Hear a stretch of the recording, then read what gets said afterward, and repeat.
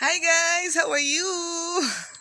I'm with my Lucky Bamboo. So, ito na guys, tuturuan ko kayo kung paano tayo magparami ng ating Lucky Bamboo. Yung Lucky Bamboo po, ito yung usually ginagamit pang regalo, di ba? Yung nilalagyan ng red ribbon, pampaswerte, lucky plants, kumbaga. So, tara, samahan niyo ako. So, Lucky Bamboo guys, ayan, meron akong red ribbon dyan. It's for lucky color as Chinese tradition. Anyways, lucky bamboos. Lucky bamboo has it's a gift that keeps on giving good fortune. So everyone, if you receive this kind of plant na as a gift to you, magiging lucky, very lucky. So each bamboo represents something else. Like example, if 2 stalks are given to you, it represents love. Love agad. Then somebody gives you a gift of 3 of those lucky bamboos, 3 stalks or 3 pieces. It represents happiness, yun, wealth, and long life. Then, if 5 stalk, it represents peace, harmony, power in all areas of life. And of course, if somebody gave you 6 of those, it represents good luck, health, and wealth. Ayan. So, it's now a boom na rin, or actually a few decades na rin kasi Lucky Bamboo is on the road sa business. Example, it's mabili kasi sa a souvenir and give away sa mga parties like debut, even wedding, baptism, and even a gift to a person working in the office. You can put it in the office, in your room, because it is a plant that absorbs bad energy. According to tradition, especially Chinese tradition, they believe that this absorbs and cleanse energy into your home. So, it represents good luck talaga sa bahay. So, ilalagay mo lang siya yan sa mga proper place. Pwede din also ito ginalagay sa mga aquarium guys inside your house, or just simple jar with water. So, it's very, very low maintenance kind of a plant. And everyone's making it as a gift is not cheap looking, right guys? If you just drop it up and it looks like a very cute na gift. So, very cute talaga siyang pamimigay sa mga friends, especially alam mo na pag good fortune, swerte, ganun. So, padamihin natin to guys. Ito yung mga gumagamit lang akong gunting, hindi to trim out the roots kasi trimming out of the roots stays keeps the plant healthy. Kasi kapag alam mo na marami-rami siyang roots dyan, marami-rami din siyang i-absorb na nutrient, tsaka kailangan niya ng maraming requirement ng pampalaki sa kanya. At sa the more siyang maraming roots, the more din siyang, parang lalaki na siya, maging puno na yun dyan siya. So, we plant guys sa tubig lang.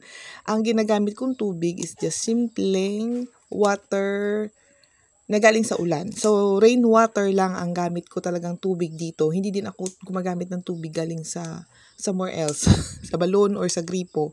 Kasi for me, it's nice kasi gumamit ng tubig ulan kasi low ang pH level niyan. So, acidity niya is not much. So, maganda talaga ang tubo guys, kahit na anong klaseng plants.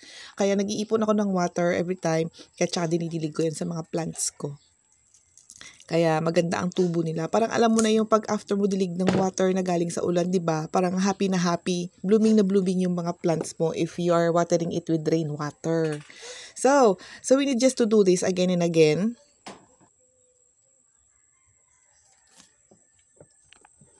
So, I'm making sure lang guys, yung nodes, N-O-D-E-S, nodes. Yan yung nakikita niyo parang may guhit-guhit yung bamboo. Nodes ang tawag dyan. So, make sure na hindi ka magkakat doon sa linya.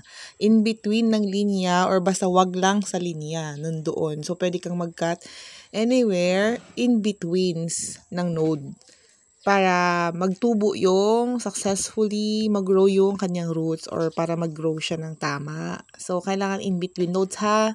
Wag doon sa may guhit. Ako hindi ko nakikita ang guhit. Nararamdaman ko lang siyang may guhit. Kaya doon ako gugupit. Actually guys, pwede nyo gawing 3 yan ha. Ginawa ko lang 2. Oo. Kasi patatlo kasi especially pag nagtitipid ka. If ever naman kasi magpapakasal kayo.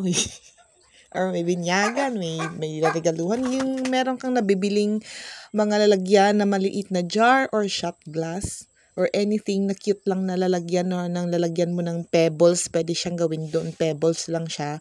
Doon nagagawin mo doon, yung maliit, hindi pwedeng ganyang kataas. Ilagay mo sa shot glass, matutumba guys. So, kailan maliit lang siya. So, depende sa inyo. Pwede nyo gawin yon. Kumuha lang ako ng tubig ulan guys. Kinulang ang lola nyo ng tubig ulan. Ayan. So, continue natin cut yan.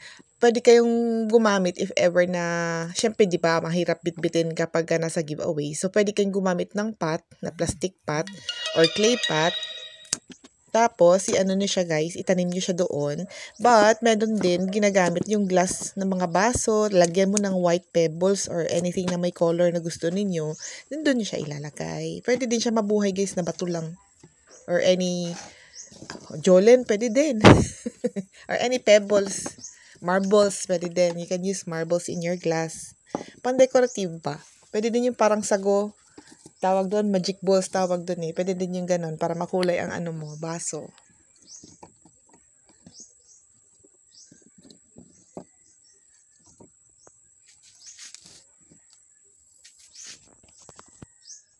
So, syempre, since lucky bamboo to, kailangan niya ng lucky color na red ribbon.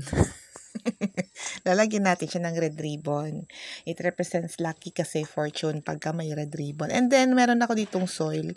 As an option, tatanim natin yung the rest na putol na may roots na guys ha. Yung may roots na. Ilalagay natin dun sa soilless medium ko. Soilless soil.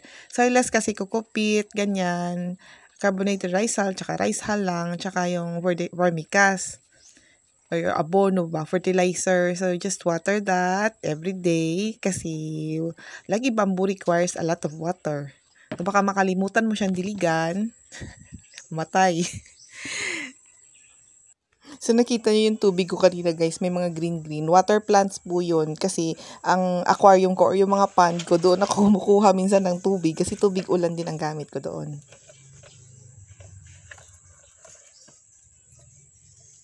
So, thank you so much guys for watching. Hope meron po tayong natutunan or hope you have learned something from me that I've shared some ideas how to use your lucky bamboo and how to take care of it and paano natin paramihin for our business purposes or for future weddings or future binyag ng mga anak niyo. Mag-DIY kayo dahil mahal na ang bigas ngayon.